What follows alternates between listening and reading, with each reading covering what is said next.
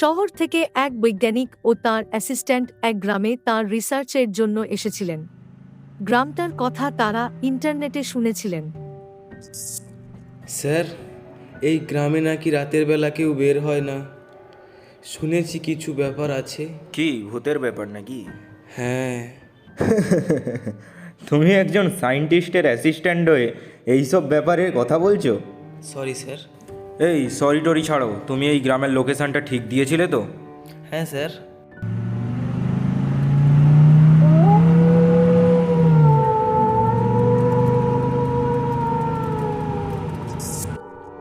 আসুন আসুন সায়েন্টিস্ট বাবু, আসুন আসুন আসুন।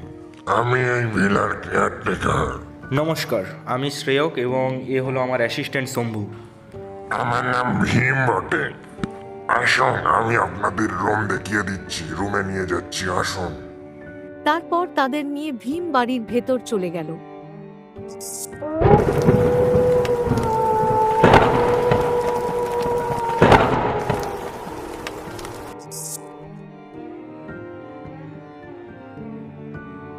Morning sir. মর্নিং। বাড়িটা দিনের বেলা দেখতে আলাদাই লাগছে।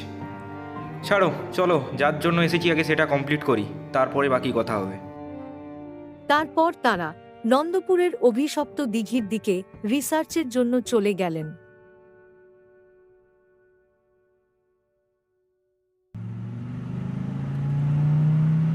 যত দিঘির দিকে তারা গেল, তাদের মনে হলো যেন এত সুন্দর দৃশ্য তারা আগে কোনো দিন দেখেনি।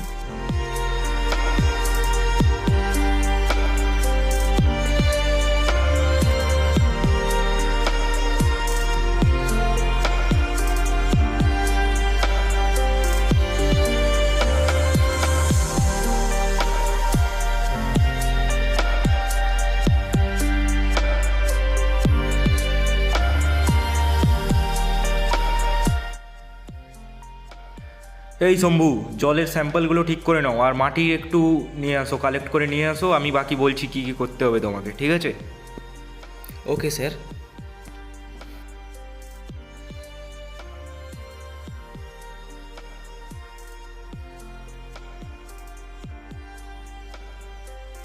শম্ভু, যে কাজগুলো বলেছিলাম করেছো? হ্যাঁ স্যার। গুড, ঠিক আছে, এটুকুই কাজ ছিল আজকে, বাকি কাজ পরে হবে। চলো ভিলায় ফেরা যাক। Okay sir. ড্রাইভটা তুমি করো, ঠিক আছে? Okay sir.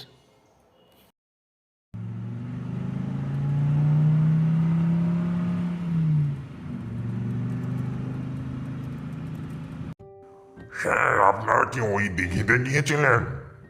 হ্যাঁ, কেন, কি হয়েছে? ওটা অভিশপ্ত দিঘি। সবাই বলে রাতের বেলা নাকি ওখানে ভূত আত্মা এইসব দেখা যায়।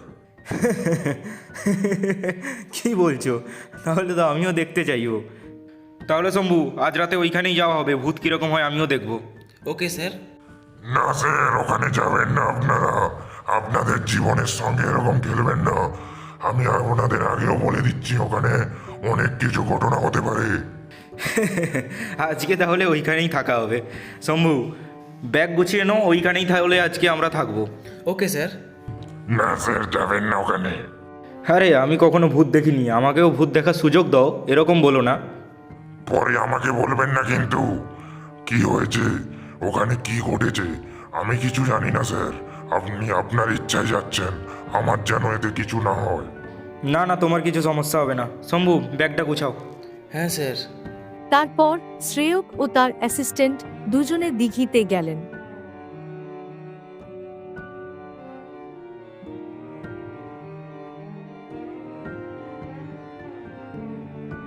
রাত্রে যেন দিঘি তার আসল রূপ দেখাচ্ছিল। এই নন্দপুর দিঘি যেন স্বর্গে পরিণত হয়েছে।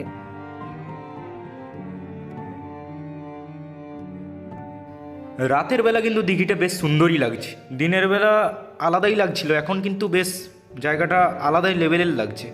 শম্ভু, তুমি তাহলে এখানে থাকার ব্যবস্থা করো, আমি একটু ঘুরে আসছি। Okay sir.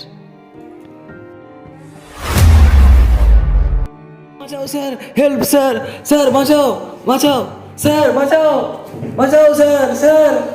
কি হয়েছে শম্ভু? কি হয়েছে? কি হয়েছে তোমার? কি হয়েছে? বাঁচাও, বাঁচাও স্যার, বাঁচাও। হেল্প স্যার স্যার বাঁচাও বাঁচাও স্যার বাঁচাও